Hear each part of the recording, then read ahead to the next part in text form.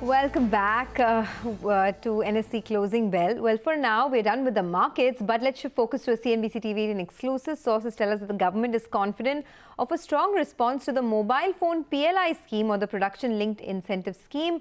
No final decision on extending the July 31st deadline has been taken yet. Ashmit gets us the latest on this. Ashmit, over to you.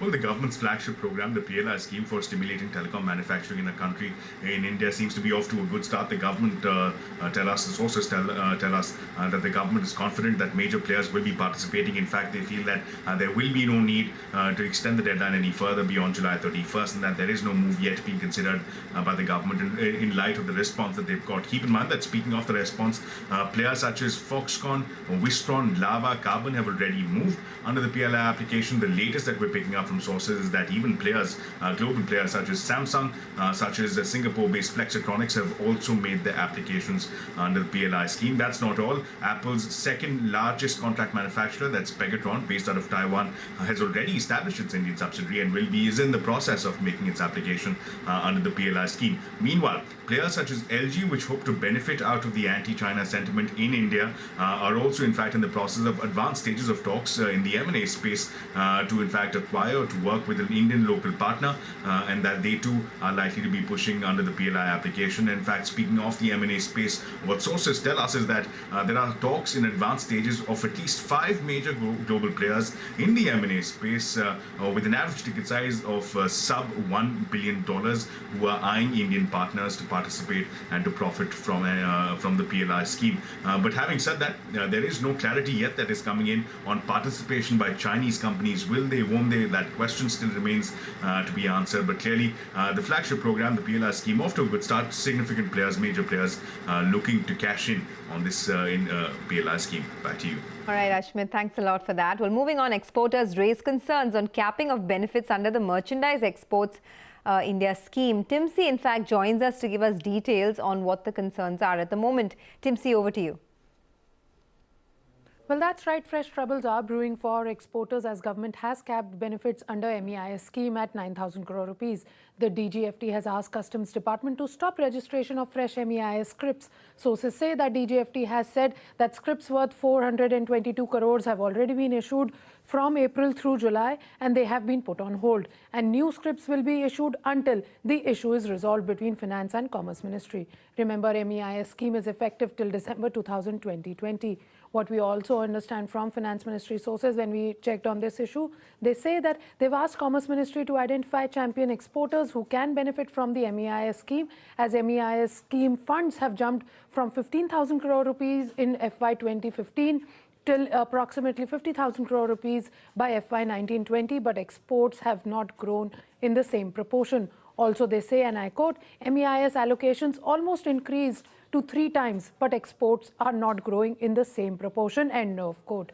Government feels that sectors like pharma, mobile manufacturers, etc. should avail PLI schemes instead of MEIS benefits, which is why Finance Ministry is not in favor of using more than 9,000 crore rupees of MEIS funds. Exporters body FIO has also raised this concern with the government, and they've said that they need an urgent intervention from the government to resolve this issue at the earliest. Meanwhile, automobile exporters and manufacturers also feel that since they are the most in terms of value exports, they would be hurt too. Let's see how soon a final solution emerges on this issue. Back to you.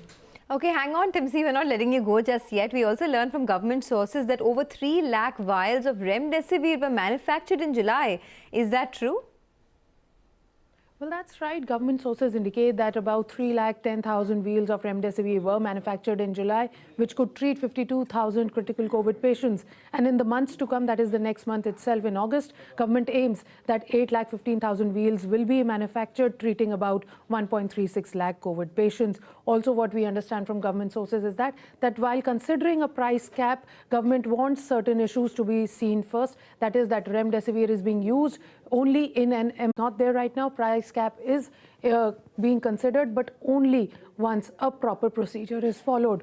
Meanwhile, DCGI has told the Pharma Department that 4 manufacturers of Remdesivir already exist and 2 more are likely to increase in the next coming month. Also, which says that he feels that in the next 10 to 15 days, the entire issue about scarcity, about improper availability of remdesivir will be resolved in the next 15 to 20 days. Let's see how soon this issue gets resolved. Back to you. Okay, thanks a lot for that, Timsi. Well, the Pharma Secretary P.D. Vaghela, in an exclusive conversation with Timsi, says that there are 4 manufacturers of remdesivir in India as of today, and its supply issues will be sorted in the next 10 to 15 days. Let's listen in. Some of the medicines, I would not name a particular medicines, they are invented and they come in the market. So, there is always a time lag. So, when a drug is announced and the production is done, so the production in the beginning will be, on the lower scale. So, during that time, there will be not, I would not say scarcity, but there will be a huge demand. So there is a gap of demand and supply. But I am sure that these are the medicine which they as they are introduced, and we are working with the manufacturer. Remdesivir, we told that we are working with the 4 manufacturers. 2 more are likely to join, and they have promised that they will increase the production. So idea is basically to ramp up the production so that it is available. And we have also taken action against the black marketeer and hoarders, and you can see the situation is improved.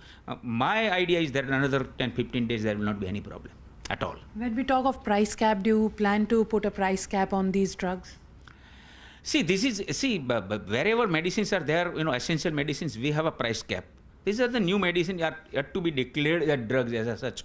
So, we'll discuss that, consider that aspect also. We'll see that, but, at present, some of these are not drugs also. All right, well, last month, India banned 59 Chinese apps citing the security and privacy concerns. The Chinese embassy has released a statement on the same, and we have Parikshit joining in to give us more details on all of that. Parikshit.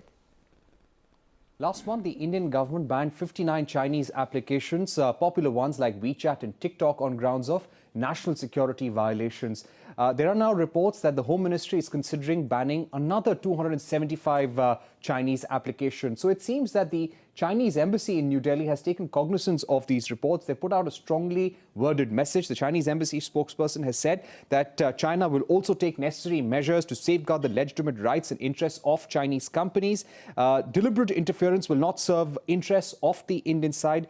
Practical cooperation between India and China is mutually beneficial, and India has the responsibility to protect rights of international investors as well. The embassy spokesperson has gone on to say that China has lodged a solemn representation with the Indian side and also asked the Indian government to correct these wrongdoings. So clearly, the ban on Chinese apps has not gone down well with the Chinese government. They have taken up the issue with the Indian government as well. Back to you. Okay, Parikshit, thanks a lot for that. Well, moving on, India's fight against the use of single-use plastic has come to a halt. The fear of infection has pushed people to prefer disposable materials, and commercial establishments are seeing a spike in the use of single-use plastic. CNBC TV 18's Yash Jain, Jude Sanith and Arvind Sukumar take stock of the ground reality.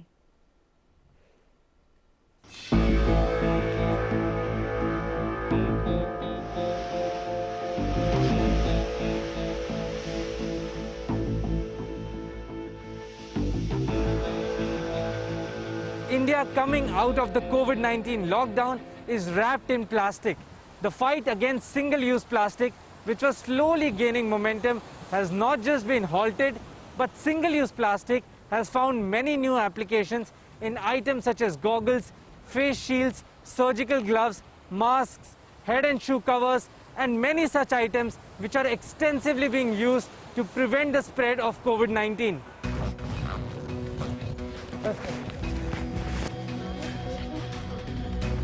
As demand for these items has grown, so has production.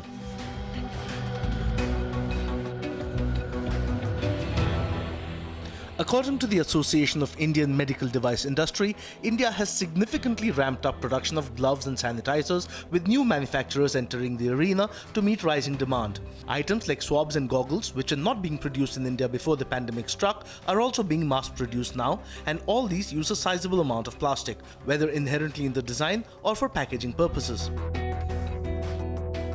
The industry believes that while these numbers may come down as the pandemic is fought back and a vaccine is synthesized, it will not disappear completely. Well, we think that they will come down to hardly 10% of the current usage levels. We don't expect that post-COVID, these kind of consumables will be maintained. Of course, with better hygiene, discipline, and habits now being conditioned, like wearing masks, that may see more usage going forward.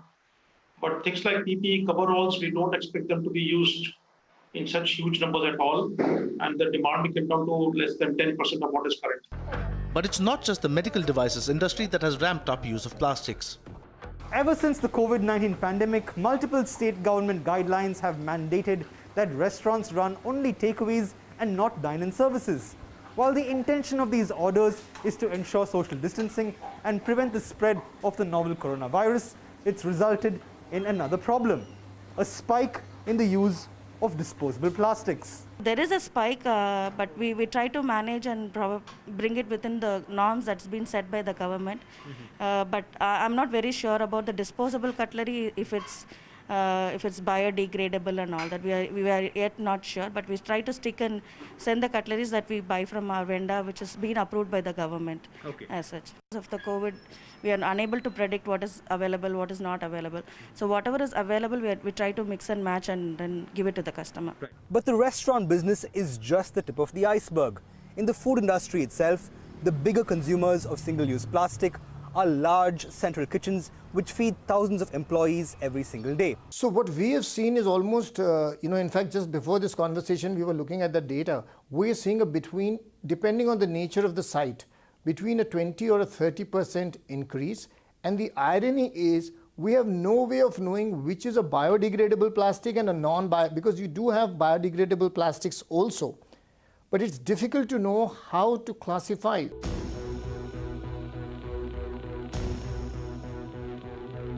The hope, of course, is that this spike in the use of single-use plastic will be short-lived and people will become more plastic conscious as the uncertainty over the pandemic recedes and lifestyles stabilize. With Jude Sanit in Chennai and Yash Jain in Mumbai, Arvind Sukumar. Okay, that's an unfortunate fallout of this global pandemic, the rise in single-use plastic. Let's slip into a short break. On that note, on the other side of the break, Manisha Gupta, commodities editor, will join in with all the currency and commodity market action. You guys have a good evening.